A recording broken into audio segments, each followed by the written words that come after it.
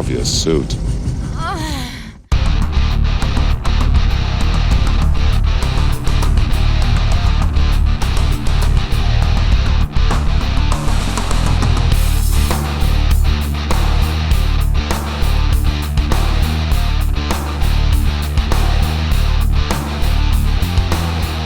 Hello, beautiful people. I am Oliver Perrin, and welcome to this safest of safer spaces, where today I'm speaking with Mr. Tim Judicial, and I believe he's going to take us off on a winding adventure, a consideration of the rewriting of American history by leftists, a thing that they seem quite fond of, and Tim will doubtless be able to give us any number of examples about. As I understand it, Tim, in the course of doing this, wants to touch upon Indigenous Peoples Day. Dumb Indian Day. Yes, and I believe also you're going to touch on Churchill as an example, I believe, of the rewriting of history, presumably based on the fact that that astronaut got, hounded into a corner and like a proper cuck. With his nuts removed, responded by making obeisance and groveling and saying that, he will go back and consider Churchill. But be that as it may, I'm going to leave it to you to start that. Before we do it, though, let me just remind everyone that there are two channels on YouTube, Semiogogue and A Safer Space. I will be posting to both channels in alternating fashion. So if you're not subscribed to both, or at least checking in on both, there's content that you will likely miss. I'm no longer going to be doing the thing of announcing when something appears on A Safer Space through the Semiogogue channel. You're just going to have to follow both of them. And there are analogs for both channels over on BitChute, one for Semiogogue and one for A Safer Space. Be sure to check out both. That's for those who don't want to follow the content on YouTube. Otherwise, as always, there's Twitter. There is Minds, there's Gab, there's a Discord server, and there is Patreon for those who have so kindly shown an interest in supporting the channel. For those of you who do, thank you very much. And with that out of the way, Mr. Tim, what have you for us on this subject of rewriting American history on this dumb Indian Day, as you so politically incorrectly call it, and this business of Churchill? What? What? Well, the real thing is that no matter how you slice it up, the leftists do want to rewrite, first destroying American history. They have, from the days of Columbus, decided that American history is rife with everything bad. All bad. All of our ancestors were evil people, misogynist. Can't really call them Islamophobes back then. Patriarchal, xenophobic sons of bitches. The fact that they're predominantly right really doesn't matter. We conquered this land. We didn't come in with a lease or a lease purchase agreement. We came in and we took it. Just as everyone has taken the land from time immemorial. It's where the Indians came by fair title to a chunk of land. Force majeure. They came in. Yes. Indeed so.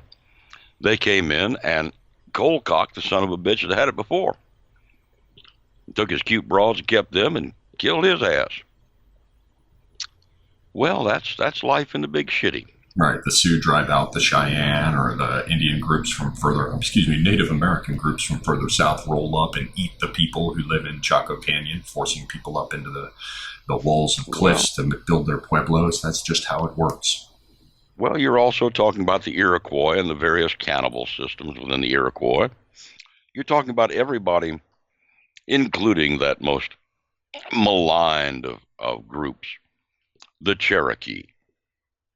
Everybody kicked everybody's ass, took the land they could, and assumed title to it. We did nothing more and nothing less, though we did it more thoroughly and better than anybody ever had. And that's why I refer to it as Dumb Indian Day instead of Columbus Day, because that was when they had their major chance. If the Arawak Indians had simply killed off Columbus and all his people, that would have been it. Right, or the Caribs or whatever, Caribs. Columbus never came home. Yes. Must have fallen off the edge of the world or been eaten by the dragons that lived there. Best not send anyone else that way with, with royal funding. Especially not with royal funding. My God, old son. So we've got the thing. I was just going to say, so we've got these leftists trying to rewrite history, and it's noteworthy that they're doing it in the way that recently arrived religions usually attempt to erase the previous cultural structures and religions through. So, for example, you take down the monument, put a new one up in the same place, kind of like ripping down a pagan temple and putting a cathedral up there. You seize locations on the calendar and change out the day. So, like communists, as indeed most of these people probably ultimately can be considered, they come in and they take May Day, right, this spring holiday. And I guess sort of springish, and they replace it with the communist May Day, with the Christian holidays that fall suspiciously close to or directly on things like, the solstice or the equinox and the rest. So they're using the same techniques to replace the preceding culture by obliterating it and seizing the strong points in the calendar and in space. Makes one wonder what the anti-Confederate statue people are going to do. What are they going to replace those statues with? I think I would expect something along the lines of taking Jackson off the $20 bill and replacing it with Tubman. You may have noticed that Trump served notice on everybody that Jackson was still on $20 bills. Yes, I did. That did not slip past me. Oh, good. I'm so glad. It didn't slip past a lot of people. God, that was a horrible portrait of Tubman. But at any rate, I was going to refuse $20 bills simply because I've got some aesthetic as regards the money in my pocket. But at any rate, the thing is that no matter how you want to look at it, what you have is a total rewriting of history. The Bill of Rights, the Constitution, all are racist and misogynist. Not to mention the Electoral College, yes. Well, now, the Electoral College is a horrible thing. That's really got to go. Oh, my God. What we really need are more senators from the states that have larger populations. It shows you what civics are being taught these days and what the purpose of civics has become. Civics is no longer about how our system works, but about how the system can be made to work. Right, which means it's ultimately about subversion of the entire structure, which brings us back to leftists rewriting history. It's a revolutionary program. Yes, it is. But it's not enough to change what is there. It must be expunged. Totally and completely expunged. You mean our existing history? Yes, the real history. Which I guess brings us around to Mr. Churchill. Oh, goody old man Churchill. Ah, what a terrible fellow he is. One of the classic Islamophobes, and he was terribly Islamophobic. He had no sympathy at all for Muhammad and his followers, viewed them as barbarian savages, with good reason. Everywhere that Mohammedanism had found a home, very shortly the culture, not just the society, but the culture, wound down to barbarism. Or so Churchill saw it, because we certainly wouldn't assert such a thing here within our safest of safe spaces. Oh, that's right. This is for safe space. Yes. So, old Mr. Churchill, horrible man that he was, went in with his Islamophobic, misogynistic whatnot and just ruined the world. He was as bad as Hitler. Just ask these people, and they will be more than happy to acquaint you with Churchill's shortcomings. They forget that he was the savior of the West. He was the only man who had the balls to stand up to Adolf Hitler and Joseph Stalin. But he got talked out of Stalin very shortly. By old FDR, yes. And I wonder how much of what we today, or many today, view as serious shortcomings of his character in the prosecution of the Second World War, that really, what among these might best be chalked up instead to FDR, commie that he appears to have been. Well, you do have to remember that Churchill was responsible for Coventry. For those of our viewers unfamiliar with Coventry, Coventry was a major city in England. They had cracked Enigma. They knew that Coventry was slated to be bombed and decided that it was better to let Coventry be bombed than to give up the fact that they had cracked Enigma. So Churchill shouldered the burden of Coventry, a horrible burden, but one that is part and parcel of World War II and our victory in World War II. Well, arguably our victory. It looks like, we went into World War II and the commies got everything that they originally wanted and more. I mean, they got to partition. I mean, didn't just get half of Poland, splitting it with Hitler. They got all of it, and they got a whole bunch of everything that we say fell behind the Iron Curtain to boot. So, yeah, I'm not sure. And could you say that Britain was really successful in World War II?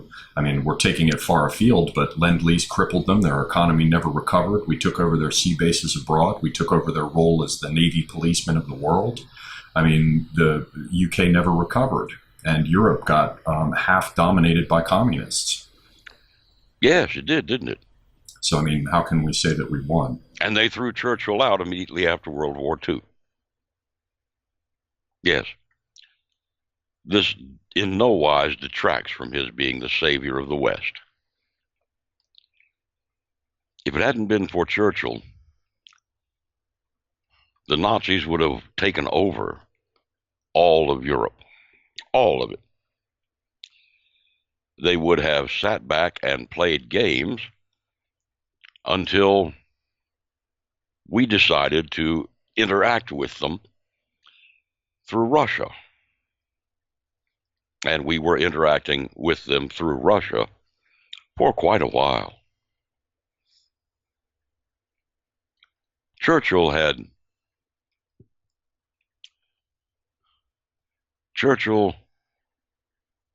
is a man, simply a man, forced onto the stage of history.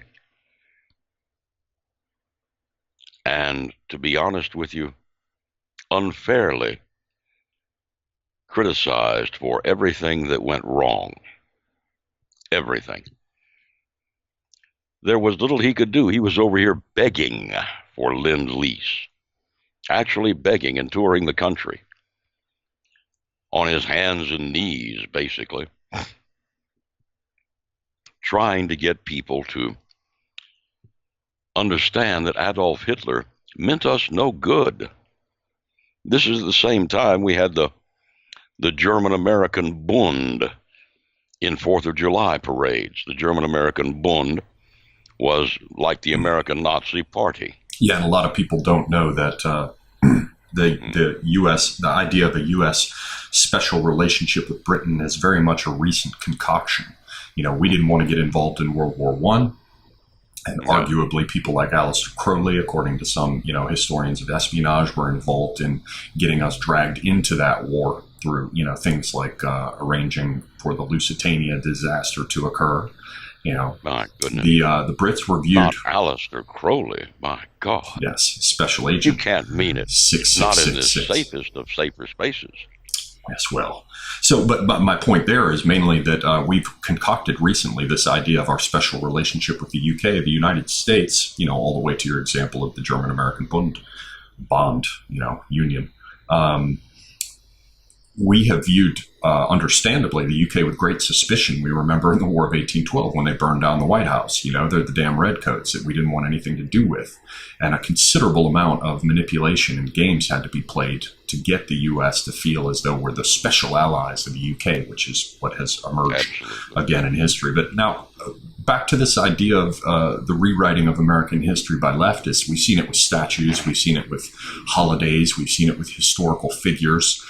And from everything that I can see, it's part of a unified program of rewriting history in order to create this new view of all that came before in order to shape all that is to come. And fundamentally, it seems to be a bunch of commie bullshit. Utopian bullshit. Yeah, as the broader term, right? Encompassing communists, socialists, and all the rest. In terms of this rewriting of American history, do you think it's likely that we'll come to a point where this shit gets locked down and people don't just say no, but hell no? Is there a backlash coming, or can we expect to see this endless? I mean, we've had half a century of our shit being torn down and denigrated and destroyed and rewritten. Yes. I think we're very definitely coming to the point now of not just no, but hell no. We're starting to see people kicking back against Columbus Day, Dumb Indian Day, Indigenous Peoples Day. Or to your example of, you know, Trump saying, did you notice that Andrew Jackson is still on the $20 bill? You know? Yes. All of this is coming to bear very shortly. Had Hillary been in, it would have been over the top. Now, since Hillary is not in, we've got Trump. Trump is swinging the machete at this overgrowth, this massive nonsense. But he has to go calmly and smoothly. I don't know that 8 years will be enough, but I believe it may be enough to get the ball started. Yeah, you've mentioned, this may be perhaps the wrong time to introduce it as a question, but you've mentioned that, you know, Trump is going to go for at least 2 terms. Now, of course, since the days of FDR, we've only had 2 terms permissible. You think it's that easy a thing? I mean, leaving aside all the other obvious questions about whether or not he's got enough years in him, but do you think it would really be that straightforward a process to open it back up again for presidents to serve? Well, yes, I do. It always struck me as kind of odd that the commie is allowed to take the reins of power and absolutely remake the nation. And then suddenly we pass this thing about we can't do that anymore. Now that he's fucked it, we have to go back to 2 terms, you know, only. Well, you see, that's the nature of this sort of thing. You always try to restrict access to power. Nothing in our Constitution originally says only 2 terms. The fact that I believe in only 2 terms is meaningless. That is a personal belief. The real thing is, I don't think Trump's got more than 2 terms in him. But be that as it may, I see that somebody is going to have to come in behind Trump who is very willing to do the things that need to be done. Now, whether this will be the new party the Democrats form, or whether it be the another Republican, really doesn't matter. I'm much more interested in what the person has to say. Right. And I don't even care if they're male or female. And we're seeing black or white. A major pivot to the center from Trump. You know, this Kavanaugh stuff is likely to, you know, continue to increase his cross-party appeal. I think so. I think that very shortly, I had to take my snuffs out. Very shortly, you're going to see the America as America come through. Not just America first or anything like that, but America as America.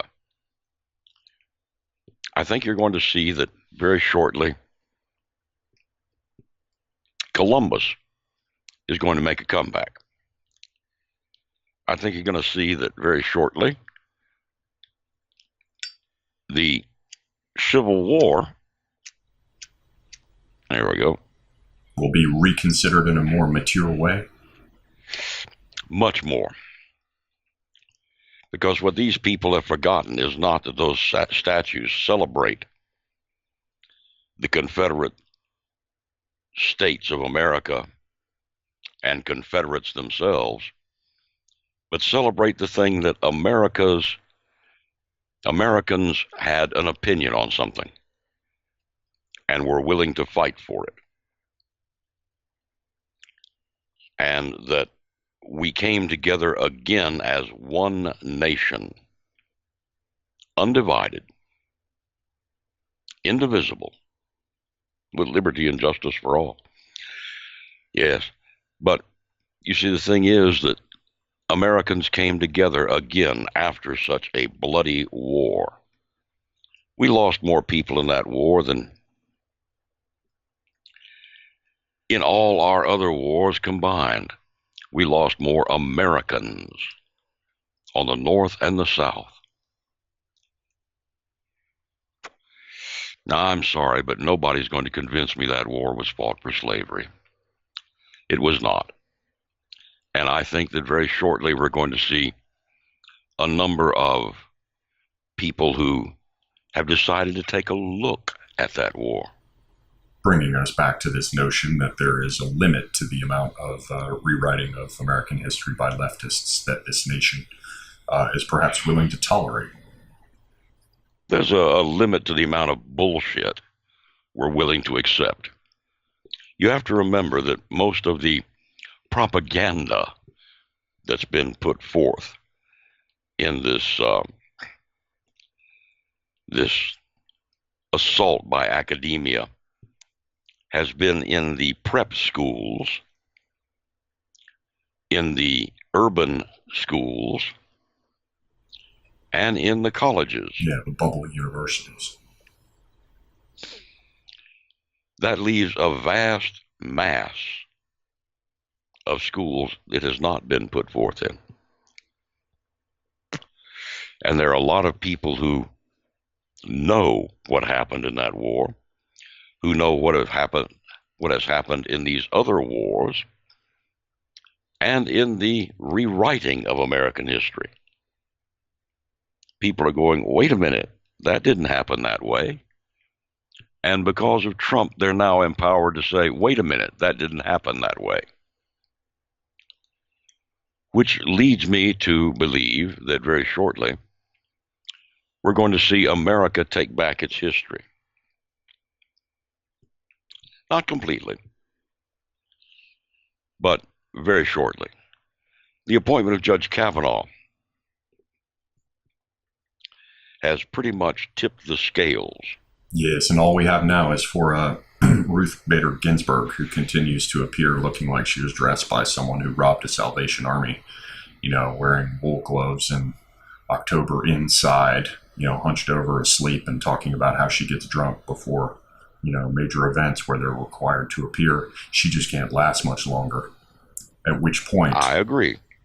At which, not to speak too ill of one of our, respected justices, but she's just a bit much for me, to be honest. One of the 9 swine. Yes. I have great respect for them. Oink, oink.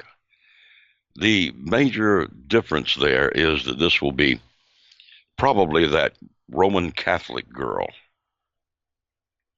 that Trump was touting about, if she's willing to face the music. Because you can count on one thing. The music's going to pipe right on through. going to be some whirling and dancing. It's going to make the dervishes look absolutely mild in comparison. Yeah, and very likely the Kavanaugh confirmation looked mild by comparison. I think so, yes. Though I don't know if she's going to wound up holding down law students to impregnate her all 9 times. You know, it's going to be amazing. Yes, it will be interesting to see what they put together for that. And the fact that Trump timed it so that Kavanaugh, the Bush creature, the Bush investment, is the one that took it on the chin first. It's going to be very useful to him with number 2, I believe. Really? And his choice actually number 3. Or 3, excuse me. Number 3. And I've seen increasingly, this isn't the subject of our discussion, but it just looks more and more like Kavanaugh was chosen in large part to go ahead and pull those rhinos in because he showed, look, I'll play ball with y'all. Because Kavanaugh doesn't strike me as all that impressive. His privacy protections aren't that interesting. He seems very much a centrist judge. I saw some reporting that showed that in 93% of all the decisions made, that Merrick Garland ruled exactly as Kavanaugh did. I mean, he doesn't strike me as any kind of strong constitutionalist. I mean, he's doubtless better than we would end up with another like Sotomayor or Ginsburg, or Kagan, but he's not all that. Well, Ollie, that just goes to show your cynicism, which is really poorly placed here on A Safer Space. Yes, boy. Yes. Well, then we have covered the gist of this rewriting of history and your notion that times are likely to change. Do you have very much so? Do you have a summary for us, or further thoughts you want to cover with this? Well, the main thing I see in all of this can be encapsulated in way down upon the Swanee River.